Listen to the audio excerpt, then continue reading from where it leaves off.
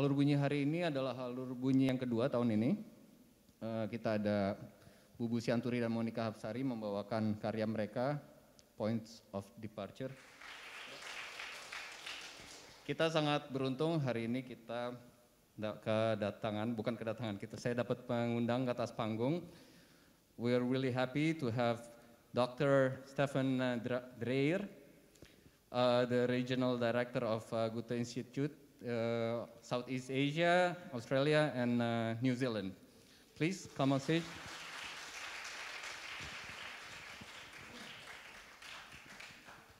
Thank you, Anta.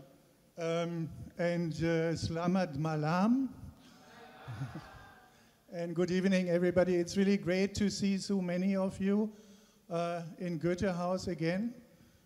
It has been 2 very difficult years. Now we are able to have you here with 100% sitting next to each other. And it's great that Alur Bunyi goes into the 6th year already, which is quite something. We missed out 2 years, but then we went online and we continued the series. Alur Bunyi tries to give room to artists and musicians departing from very different positions in their artistic life. And the program you have put together again for us, thank you for that, for curating the series, Adra Karim. Tonight is called Points of Departure. One artist, Monica, departing from the vocal and from the breathing, and the other one, Bubu Sianturi, departing from classical string, as I understood. They are not meeting for the first time, so they have been in, they have played with other musicians, but it's the very first time that they're playing together as a duo, if you want. And then that's thanks to you. But it's also, I think, a compliment to Alur Bunyi as a series for experiments and for starting things anew. So I guess you're all very much looking forward to the concert tonight. I am too. I have to leave a little early, but it's great to have you here in Goethe House. And let me take the opportunity to say we are actually looking forward to something even greater, to Alur Bunyi Festival, which we'll plan for September this year, if the virus allows, but it looks very good.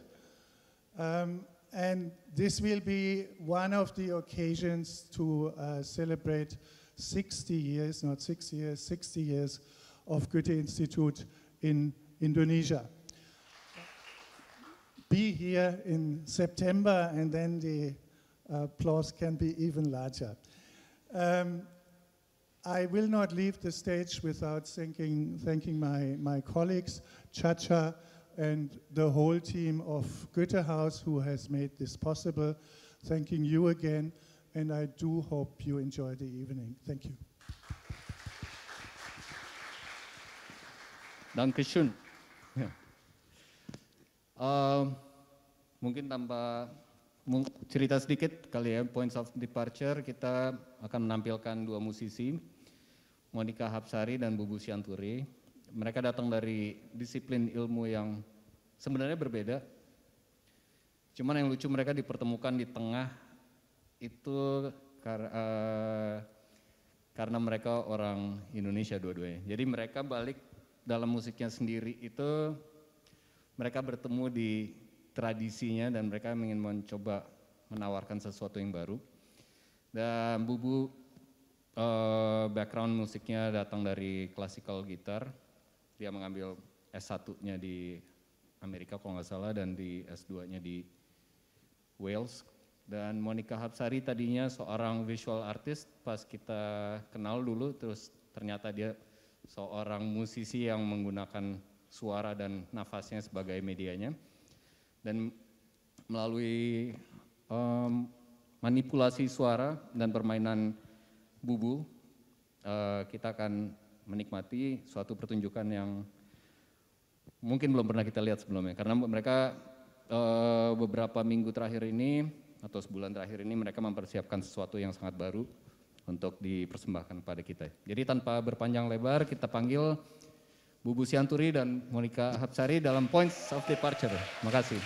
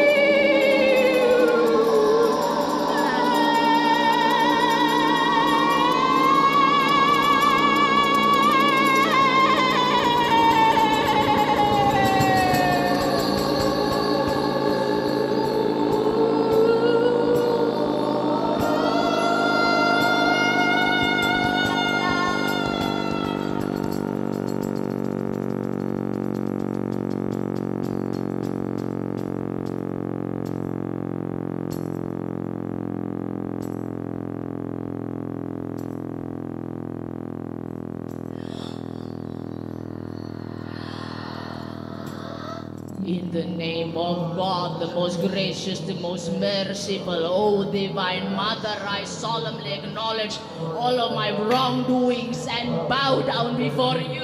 O voices of Mother, I am in humility.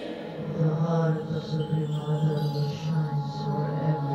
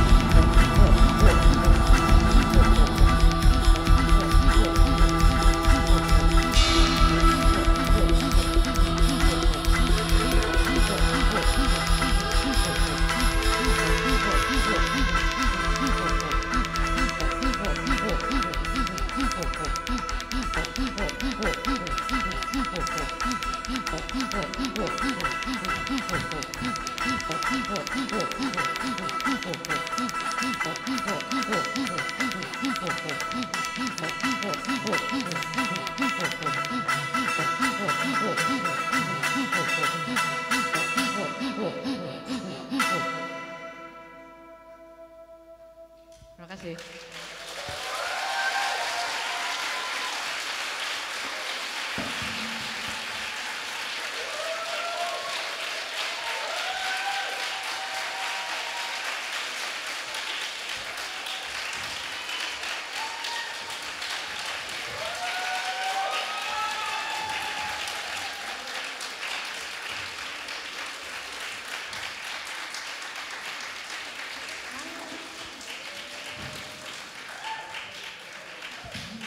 Air.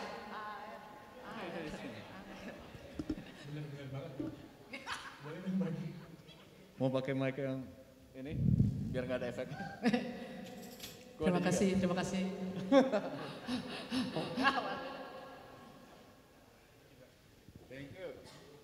Cek, cek. Sekali lagi, Bubu and Monica. Halo.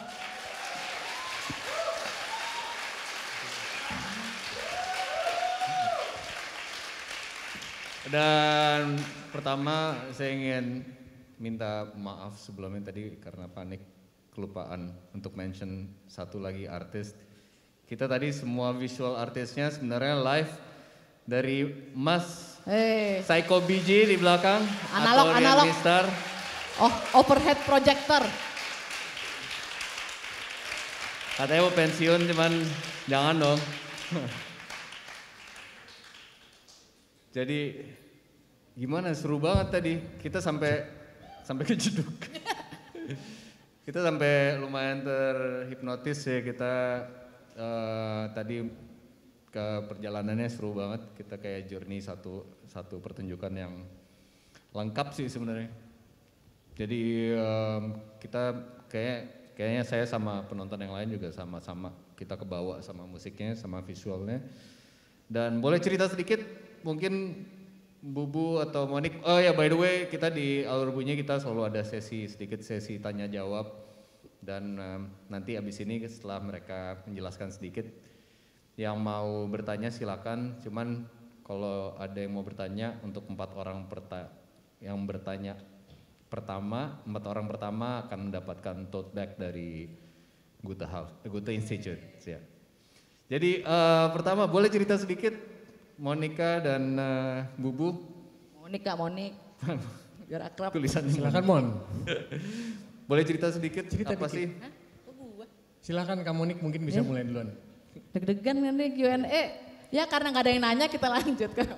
Jangan. Ada yang silakan. nanya masih banyak sih. Pasti. Buat Kak Bubu Sianturi dipersilakan waktu dan tempat. Terima kasih Adra ya sebagai kurator udah ngundang kita. Tepuk tangan dulu dong buat Adra dong. Weh.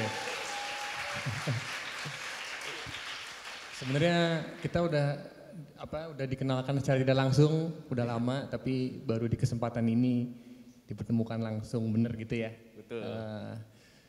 Tetangga tadi pas kecil. Iya, pertama langsung diajak manggung ya kan. Dan kebetulan juga saya sendiri juga udah lama nggak main, artinya nggak perform gitu ya. Karena udah punya fokus yang lain, kesibukan yang lain juga. Tapi masih passion dengan musik, masih dengerin musik gitu. Terus tiba-tiba Kak Monik Gua. udah bikin grup WA baru, tiba-tiba 2 minggu lagi manggung ya. Terus paling nggak bisa nolak kalau diajak yang ini. Jadi ya udah, jadi semangat itu dibangkitkan kembali lewat Alur Bunyi ini gitu. Jadi thanks Kak Monik juga. Sama-sama. Dan ternyata juga dari tadi apa sih visual ya? Bilangnya anak musik, visual anak ya. musik, gitu banget tuh anak musik. Sebenarnya saya pribadi udah ngefans berat sama Psycho BG itu udah dari sejak di London.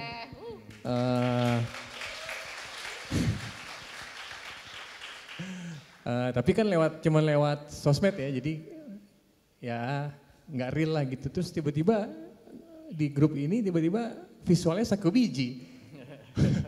Kan luar biasa gitu loh, artinya nggak ada yang di plan, ketemu Adra, ketemu Mas Rian gitu. Kita bikin ini gitu, jadi ini buat saya pribadi ini luar biasa sekali gitu. Jadi dan thank you udah pada datang juga. Jelasin dong point of departure. Boleh dong, Mon, silakan dong. Makasih ya semuanya, ini banyak muka-muka yang aku jadi mau nangis nih. Aduh gimana ya, ini kayak gini-gini nih susah nih. Makasih Kak Adra, makasih Gute Institute Indonesian, Mbak Caca, Kak Ranggi, semualah tim promosi. Point of destination tuh tentang titik berangkat sih sebenarnya gitu. Departure. Departure. Kita hampir menuju. Biarin kan aku yang bikin judulnya, oke, ampun. Nggak Maksudnya kita hampir menuju destination-nya hampir. Saya yang bikin, salah nggak apa-apa konsep. Point of departure, lagi Inggris sih, sosokan Inggris. Jadi point of departure tuh titik keberangkatan gitu. Intinya sebenarnya bukan tentang kita, tentang ini teman-teman gitu. Kita berangkat bareng ini, orang-orang di sini nih aku inget banget nih ada yang muka-muka yang nolongin aku dulu gitu. Ya mau nangis nih kayak gini. Intinya kita sangka pertama point of departure tuh cuman linear gitu loh. Ini nanti yang mesti bahasa Inggris ya, ada Kurt nih. So the way we nanti aku translate ya Kurt. Jadi kita sangka titik keberangkatan tuh linear. Gitu, belajar musik ya, misalkan Bubu belajar klasik gitu.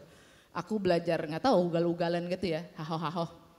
Terus ngeband berapa lama, kusangka bermusik tuh atau berkarya lah linear gitu. Ternyata at some point of my life deh, everything falls apart gitu kan. Falls apart, terus mempertanyakan lagi nih sebenarnya gue berangkat dari tempat yang benar apa enggak sih gitu. Jadi makanya ada S-nya, ternyata menurut kita pribadi itu jamak gitu. Selalu learn, unlearn, dihancurin lagi, makanya banyak tempat keberangkatannya. Jadi sampai aku misalkan tadinya bermusik ngeband gitu ya, akhirnya terpaksa solo. Terpaksa solo intinya, terus aku mempertanyakan waktu itu sebagai orang yang nyanyi, vokal. Aku tuh beneran tahu gak sih nyanyi itu apa gitu, vokal tuh apa. Sampai akhirnya aku belajar tentang nafas, buat vokalis nafas is one of the most fundamental things. Kalau nafas saja dia nggak benar, kayak orang visual tuh dia kalau ngegaris saja nggak beres, kita nggak akan tahu itu garisnya dia gitu kan. Jadi aku mulai menghargai gitu, menghormati sesuatu yang basic, esensial. Nyanyi ya dari nafas. Ternyata bukan cuman karya akhirnya, hidup bagi aku. Nafas itu sepenting itu, makanya ada yang nafas kan, oha.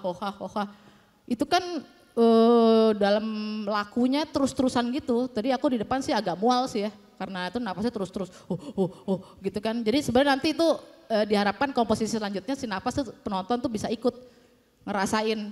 Itu latihan prana sebenarnya, kriya yoga pranayama, pernafasan. Jadi kalau di kriya yoga pranayama, kalau nafas seseorang itu enggak optimal, itu nyerang ke badan.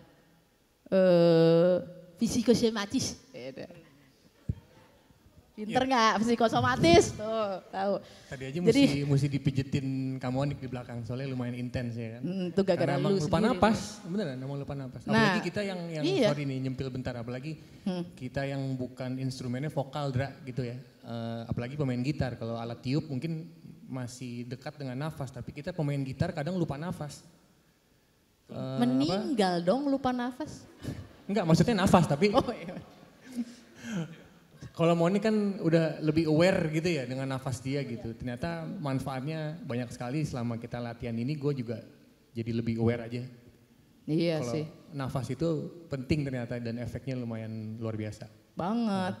Jadi kan sebenarnya hal-hal dasar ya. Hal-hal dasar bahwa terakhirnya kalau di aku nggak tahu nih, ini mungkin debatable dan menimbulkan konflik. Kesenian tuh cuman kesenian sebenarnya. Ini rese banget sih aku ngomong kayak gitu, tapi emang rese. Bukannya gimana gitu. Maksudnya kalau karya kita gagal tuh nggak mati gitu, menurutku gitu. Terus kesenian tuh maksudnya bukan itu nggak penting, itu penting. Tapi kalau itu nggak ada manfaatnya buat orang, ini aku loh. Kalau yang lain beda nggak usah serah ya, kita nggak usah berantem. Buat aku maksudnya ya manfaat. Yang nggak harus manfaat langsung ngasih duit itu nggak gitulah. Maksudnya kalau itu nggak menggugah hati, kalau itu nggak bikin orang lepas dari derita gitu, dan terutama kalau bikin itu lupa sama keluarga, temen, saudara yang udah bantuin, ya berangkatnya dari mana gitu. Itu kan kalau orang Jawa ada pernah bilang sangkan dan paran. Nih kakakku ada di sini, ada sepupuku, halo Mbak Suli Yuli. Kalau nggak ada dia aku mati, literally gitu. Tapi intinya ini homage tribute untuk semua yang udah bantuin kita semua. Mungkin ini di sini gitu. Kesenian tuh tentang itu sebenarnya, tentang aksi reaksi bahwa kita semua nih nggak mungkin ada di sini kalau dulu nggak ditolongin ini semua. Om Yogi dulu pertama kali gue manggung solo di Coffee War yang maksa manggung gitu. Kalau enggak gue nggak ada di sini gitu. Banyaklah teman-teman tuh yang bantuin. Tapi intinya point of destination tuh tentang sangkan dan paran. Ngetes berarti boleh. bosan, Cakep. berarti masih fokus. Ya kan? Intinya tentang sangkan dan paran. Sangkan itu asal, paran itu tujuan. Kalau menurut kita pribadi manusia nggak ada tujuannya dia akan terombang ambing. Oh gimana nih gue ngeband nggak ngetop misalkan. Ya kan tujuannya dia nggak solid gitu. Gitu sih. Kecuali kan emang tujuannya ngetop ya emang amsyong aja. gitu deh. Maaf ya aduh jadi banyak ngomong. Maaf ya Kak Adra, maaf ya. Gak apa. Jadi Monik selain itu, selain main musik, selain ngelukis, visual artist, installation, nyanyi, stand up comedian juga. Iya. Jangan lupa nih. Nanti saya kasih kartu nama. Kalau ada yang mau nanya dari penonton, langsung. Karena nggak ada yang nanya. Boleh, Nggi, boleh. Mbak jangan susah ya please. Susah kita Bu Sianturi akan jawab. Miss Maya, aduh. Dari Mbak Ella, ini semua. Aduh sebutin satu-satu nih, bingung. Makasih ya guys. Puput Kis, iya Mbak Ella, aduh. Sorry banget nih kalau gak nyebut Jaga Rasa. Tuh siapa lagi? Selamat datang Jaga Rasa. Sepupu gua, Yuli, Mbak Suli. Silakan Mbak. Halo. Halo. Halo. Sebelumnya terima kasih dulu sama Kak Monika sama Kak Bubu, keren banget tadi. Makasih. Usaha lagi semua. Alhamdulillah. Alhamdulillah tadi salahnya banyak loh. Oke, sebelumnya perkenalkan nama aku Syahi. Aku mau nanya sih sama Kak Monika, kan ini aku sebagai orang awam gitu yang sebenarnya nggak pernah tahu gitu loh. Kalau dari Kak Monika sendiri kan memutuskan untuk pakai nafas kan. Nah kan kalau orang awam kayak aku banyaknya tahu musik ya lirik gitu loh yang bisa orang ikut sing along gitu. Misalnya apa sih yang membuat Kak Monika memutuskan untuk oh ya udah memang utamanya mengekspresikan lewat nafas ini. Mungkin itu sih Kak. Terima kasih sebelumnya. Makasih. Halo Kak, makasih udah nanya. Nah mungkin itu mungkin perlu dibahas definisi musik karena aku nggak tahu sejujurnya definisi musik apaan gitu ya. Orang nggak pernah sekolah musik gitu. Tapi kalau di bab 1 tuh, bab 1 TA latar belakang masalah ya kan. Ya kan? Tapi itu tuh selalu kepake loh buat aku latar belakang masalah bab 1. Masalahnya adalah dulu aku hampir mati Mbak. Oh ini terus terang aja gitu, jadi kayak tidak ada yang lebih solid selain itu latar belakang masalahnya. Gimana caranya biar nggak mati gitu kan. Banyaklah ke overthinking, kekacauan mental, nggak bisa tidur gitu. Tapi berhari-hari nih kakakku udah saksi, ntar aku dibilang bohong lagi. Nih tanya dia kalau nggak percaya. Jadi karena overthinking itu mau nggak mau belajar nafas gitu. Jadi di beberapa tempat pasti fales, di beberapa tempat pasti berantakan gitu. Cuman itu aku mempertanyakan ini sih, bahasa itu kan belum tentu dari lirik sebenarnya. Ya nggak sih? Kita sekarang mikirkan misalkan musik, oh ada liriknya kata-kata jadi aku bisa resonate gitu misalkan. Tapi kayak tadi misalkan dari nada dan nafas, teman-teman mungkin ngerasain suatu perasaan apa nggak? Enggak taunya enggak lagi. Enggak, turun gitu. Tapi kan ternyata notasi, sok-sok musik, si paham. Notasi mungkin itu tuh udah bahasa sendiri. Kita tahu nggak ada lirik, nggak ada apa, tapi kita tahu oh ini lagunya sedih ya, gitu. Ini lagunya bahagia ya, nggak tahu itu minor mayor gitu kayaknya. Sok paham. Diminish. Oh diminish, kelakuan lo diminish. Ya tapi maksudnya hal kayak gitu kan, jadi sebenarnya mungkin ada komposisi-komposisi yang tidak ditujukan untuk membahagiakan orang. It's not for entertainment, of course menurutku ya. Tuh aku ngomong bahasa Inggris seperti ini serius. It's not for entertainment. Kita nih setiap orang di sini tuh punya masalah. Ada yang pas bangun tidur, ya masih hidup lagi. Ada yang kayak gitu. Tapi kita nggak pernah ngomongin itu loh. Kita datang senang-senang, oh entertainment. Balik emangnya nggak ngurusin masalah itu gitu. Ini kayak brutal truth gitu loh Mbak. Ke hal yang menakutkan dibahas tapi kita semua punya. Gitu. Jadi kayak ini the darkness, bukan ya. Jadi tentang bahwa darkness di dalam kita itu kalau nggak di-embrace dan diakuin, ya mana bisa ditanggulangi gitu. Jadi kebanyakan komposisi tentang itu. Makanya tentang, banyak sih ada metode tradisi juga sedikit, tapi tidak musik ya, kalau gue nggak musik. Kebanyakan nafas dan metode-metode, enggak klinik lah. Nanti kita bahas aja, jangan di depan umum deh. Gitu deh Mbak, cukup menjelaskan semoga ya. Terima kasih. Yo, masuk. Semoga terjawab. Kalau saya sih nggak kejawab sebenarnya pertanyaan. Kalau ada pertanyaan berikutnya, ada yang mau bertanya, dapat tote bag loh. Ya karena nggak ada.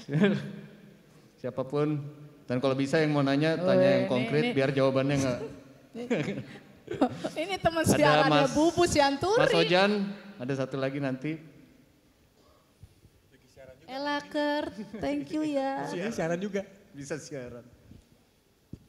Halo. Ya makasih atas. Jangan. Aus jatuh.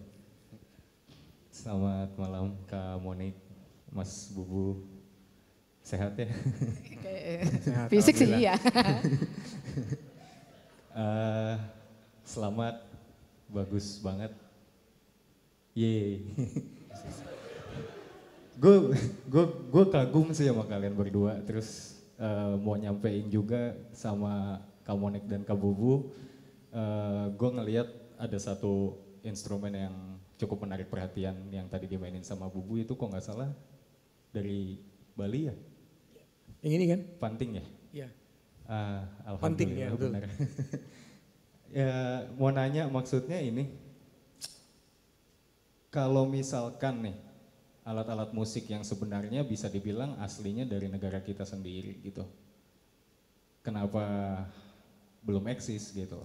Dan kalian sebagai teman-teman yang mungkin menjadi orang yang mengupayakan ini untuk bisa didengarkan dan dinikmati oleh banyak orang, upayanya tuh mesti sejauh apa dan sekeras apa sih supaya gak cuma alat musik tapi bisa dibilang musik-musik yang memang lahir dari tanah kita sendiri itu bisa terdengar dari Sabang sampai Merauke bahkan di seluruh dunia.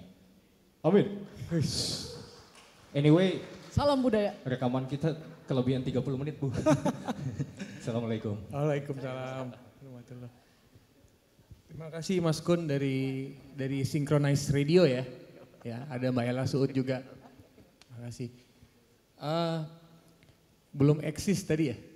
Kenapa belum eksis gitu ya? Kurang lebih gitu pertanyaannya. Kalau menurut saya sih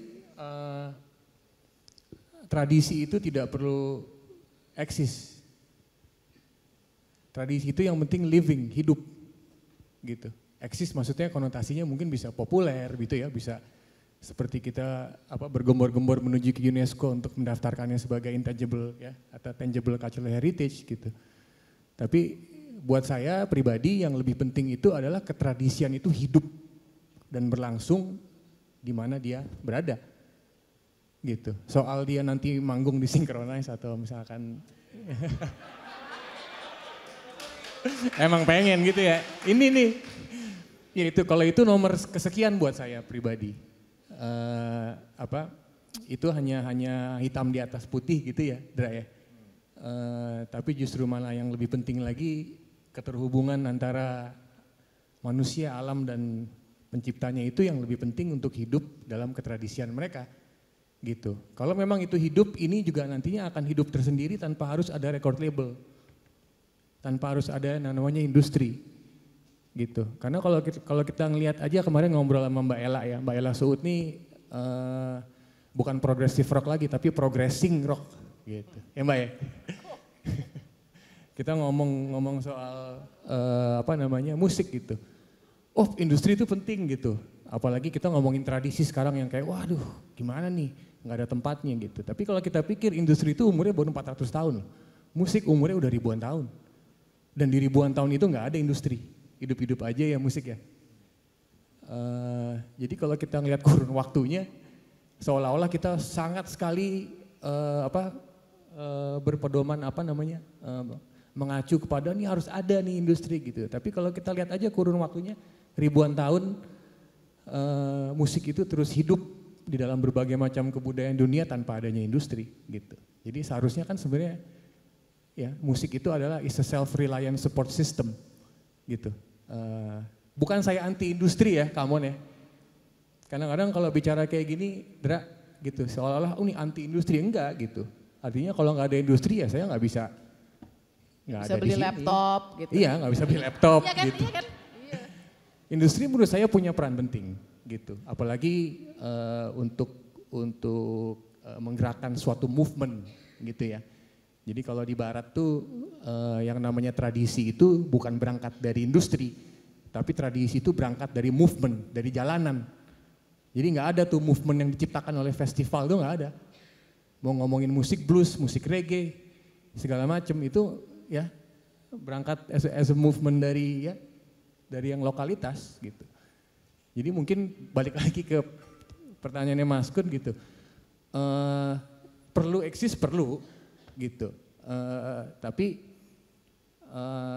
lebih penting lagi sebenarnya bagaimana masyarakat yang menciptakan manifestasi kebudayaan ini mengerti value dari apa yang mereka ciptakan. Karena itu yang udah hampir larut di era sekarang ini. Kita sendiri aja udah nggak ngerti who we are gitu. Dengan adanya alat musik panting ini, ya kita bisa kembali lagi ke roots kita untuk mengenal kembali siapa diri kita gitu. Mudah-mudahan terjawab nih. Sekolah, pinter. Bedanya yang sekolah sama nggak sekolah ya berarti. Pinter. Seru banget, bisa sebenarnya kalau lanjutin pembahasannya bisa lama, akhirnya bisa jadi panjang festival, banget ya. Kita bisa panjang banget ngobrol ini. Seru diskusi. Nanti aja bikin acara sendiri kita diskusi. Bener ya, janji loh. Bener. Ada satu lagi tadi mau nanya. Oh udah banyak. Tadi Mas yang di Kepang. Yes. Terima kasih kesempatannya. Sebelumnya terima kasih juga Mbak Monica dan Mas Bubu dan mungkin Goethe Institute udah menyediakan performance yang sungguh keren sekali, walaupun cukup horor buat saya. Buat saya juga kok, tenang. Buat semua juga ya saya rasa. Nah itu, mungkin itu kalau Mbak Monica bisa, tadi ngomong soal latar belakang. Nah saya mau mengembalikan ke Mbak Monica dan Mas Bubu. Maksudnya, mungkin pertanyaan saya lebih teknis ya. Bagaimana sih maksudnya kan kalian berdua dengan latar belakang dan mungkin major musik yang beda gitu, disiplin ilmu yang beda, terus tiba-tiba tergabung dalam satu project. Bagaimana proses perkawinannya gitu? Maksudnya kalau saya dengar tadi komposisinya sungguh kompleks ya. Maksudnya kalau ngomongin bahasa musik mungkin kayak wah udah time signature ya udah nggak tahu gitu, udah wah horor gitu pokoknya. Sorry ya lebay. Nah, maksudnya gimana tuh? Maksudnya mengawinkan itu gimana gitu? Sampai terus kebetulan saya juga musisi gitu ya. Maksudnya kan nginget nggak tahu mungkin kalian berdua udah nggak mengingat lagi gitu atau gimana gitu? Saya penasaran. Maksudnya kira-kira mungkin bisa dijawab. Cukup jelas gak sih pertanyaannya? Jelas banget Mas, jelas. Oke, terima kasih. Makasih Kak. Ya, terima kasih. Kamu apa saya? Anda apa saya? Ya sopan. Anda, saya ya. Nanti saya habis itu Anda ya. Kalau saya bukan musisi kan Mas ya, beneran. Jadi nggak ada major itu udah nyoba berkali-kali juga chord aja nggak tahu. Kemarin pas megang, coba kasih gue kata Bubu, yang mana sih gitu, beneran. Jadi kayak Intuitif sih sebenarnya saya, tapi jangan diikutin karena itu saya pengen sekolah musik sih sebenarnya. Cuman apa ya, kalau saya metodenya lebih kepada fokus ke nafas. Itu tuh beyond sih. Kalau sehari dipraktekkan bisa sejam atau 5 jam, tiba-tiba kita jadi intuitif banget gitu. Aku nggak tahu nama chordnya, udah les, tetap nggak bisa. Bukan gurunya jago banget ya, tapi nggak bisa gitu. Jadi kayak pas aku datang kayak ini gini, chordnya apa sih? Bubu sampai capek, jangan difoto chordnya, ditulis. Jadi akhirnya aku harus belajar nama chord biar memori dia nggak penuh. Teknis kan akhirnya, tapi sampai sekarang juga nggak tahu gitu. Cuman aku tahu begitu dipencet, nggak di situ. Ya, tapi kan di sini nih bagus, kalau abis itu bagusnya ke sini. Enggak, tapi hati gue cerita komposisi dan lagu itu nggak kayak gitu. Ini tuh terlalu terang, terlalu positif gitu buat lagu ini. Nah aku cuma bisa ngomong kayak gitu. Nah ini pawangnya. Jadi saya binatangnya gitu ya, ini yang jagain. Pawangnya biar terkendali gitu. Silakan kau. Kebayang kan manggung sama anak visual kan? Semuanya divisualisasi gitu kan. Ada yang penampakan, ada yang enggak gitu. Kadang-kadang nampak, kadang ada yang enggak gitu. Cuman ya itu menurut gue sebuah tantangan, artinya lepas dari kita kolaborasi secara musikal gitu ya. Sebelumnya bahkan kita sering banget nggak ngomongin musik malah justru gitu. Di situ ngomongin orang. Ngomongin orang, betul. Ngomongin orang, ngomongin diri sendiri dan sebenarnya lebih apa Mon kalau istilah lo Mon, istilah Anda lebih melecehkan diri sendiri gitu ya. Artinya, kemampuan untuk ngejekin diri sendiri ya, bagi saya itu penting. Jadi itu skill. Praktek kalau kita batin, bisa ngejekin salah satu praktek batin yang waktu itu juga terpancing oleh karyanya Kamonik namanya Wulang Reh dari kitabnya orang Jawa ya. Itu juga sebenarnya merespon ke temanya Namarina waktu itu moving on in harmony. Jadi sebenarnya nggak ada sih harmoni gitu, artinya kalau ngomongin realita kehidupan nggak ada gitu. Cuman karya Kamonik jadi menantang saya untuk melihat ke dalam diri dulu ya. Itu proses sampai tadi pertanyaannya kan kok bisa kawin gitu kan. Yang satu anak visual, yang satu otodidak, nggak pernah belajar gitu. Sedangkan satu yang oposisi gitu. Cuman udah mulai konflik nih, di depan umum loh konflik. Tapi ya itu prosesnya malah justru nggak banyak ngomongin unsur seninya ya. Iya, gitu di awal banyak gitu. Ngomongin seninya sih, iya benar. Ya Monik kan memang praktek nafas, saya praktek batin cuman nggak yang sekolah gitu. Dulu diajarin ayah saya nafas, akhirnya ketemu Monik diajarin yang memang punya metode gitu untuk mengembangkan itulah gitu. Terus akhirnya baru dah dari proses itu kita sering juga berantem, lo kok gini harusnya begini gitu. Pastilah itu ya. Orang-orang tahu dong lu. Tapi untuk kebutuhan konser ini ya akhirnya saya juga harus ada catatan kan gitu ya. Kalau teknisnya kan ya ini saya yang lagu gamelan tadi itu karyanya Bapak Inyoman Astita dari Bali, kita aransemen. Beliau salah satu bahkan satu-satunya yang sebenarnya menjadikan Bali itu musiknya kontemporer di tahun 79 waktu itu di Pekan Komponis Indonesia ya di tim pertama kali dia yang menjadikan Bali kontemporer. Jadi ya kita udah kasih tahu ya, kita manggung ya, bawain lagunya udah izin juga dengan beliau. Jadi ya itu teknisnya ya ada catatan, kalau Monik udah nggak perlu catatan lagi kalau dia. Jadi saya coba ngikut juga gitu ya. Ya jadi interplay gitu. Jadi ada yang memang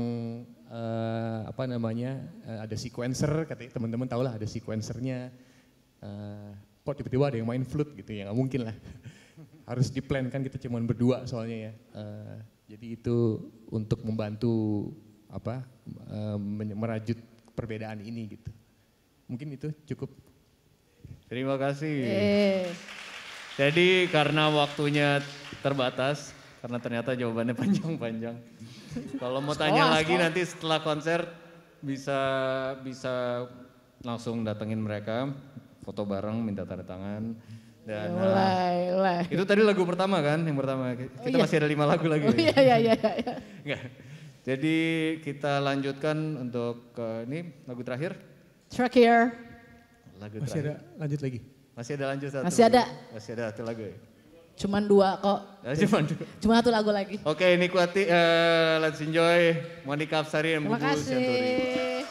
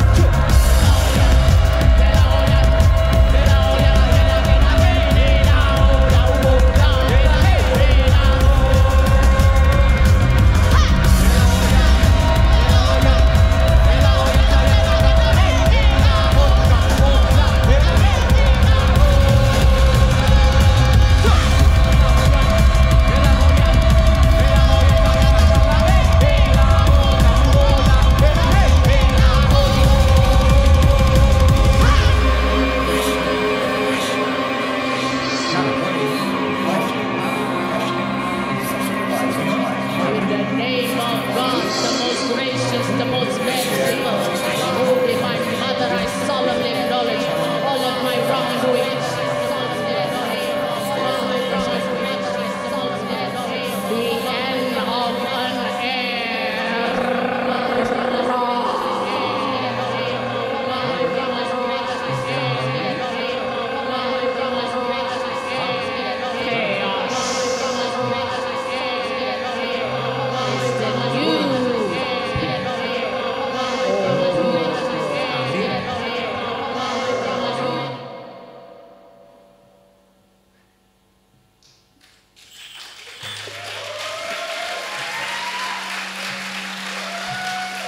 Terima kasih.